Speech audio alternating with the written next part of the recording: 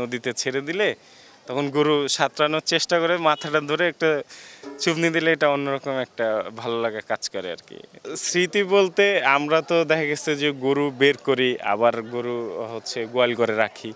তো তখন কি হয় যে এটা আসলে ধরেন মানে বলার মতো না। দেখা গেছে অনেক সময় আপনি গরুর দড়ি ছেড়ে দিছেন, কিন্তু ও একা একা ঘরে চলে গেছে।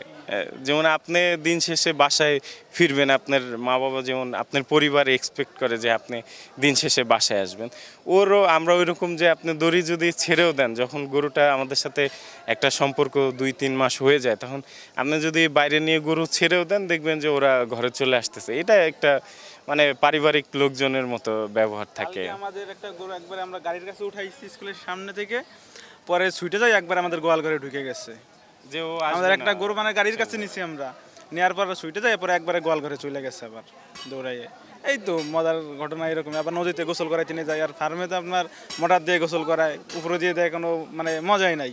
আর এখানে 2-3 জন মিলে আমরা যাইতেছি নদীতে গোসল করাইতেছি, আবার নিয়ে আসতেছি বাসায়।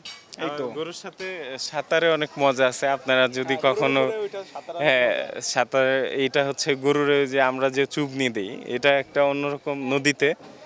এটা আসলে ধরেন যারা গরুর লালন পালন না করবে তারা এটা বুঝতে পারবে না। এটা ধরেন অন্যরকম একটা মজা যে আমরা কয়েকজন মিলে গরু নিয়ে নদীতে গেলাম, তো গরু নদীতে ছেড়ে দিলে তখন গরু সাঁতরানোর চেষ্টা করে মাথাটা ধরে একটা চুবনি দিলে এটা অন্যরকম একটা ভালো লাগা কাজ করে আর কি। সত্যি কথা বলতে বাংলাদেশের প্রেক্ষাপটে আমরা যে গরুগুলা যখন ঘরে উঠাই, আমরা একটা চিন্তিত বিষয় থাকি, কারণ গরুর অনেক দেখা গেছে যে অনেক সময় গরু চুরি হওয়ার ভয় থাকে। তো আমরা এটা পরিবারের লোকজনের মতো একটা সেফটির ভিতরে রাখার চেষ্টা করি। তো যখন এই জিনিসটা আর থাকে না, তখন তো অবশ্যই নিজের ভিতরে একটা খারাপ লাগা কাজ করে যে কেউ নাই বা শূন্যতা কাজ করে। তখন 2-3 মাস যাওয়ার পরে যখন আবার আমরা নতুন গরু আসে বা নতুন গরু থাকে, তখন আবার বিষয়টা অ্যাডজাস্ট হয়ে যায়।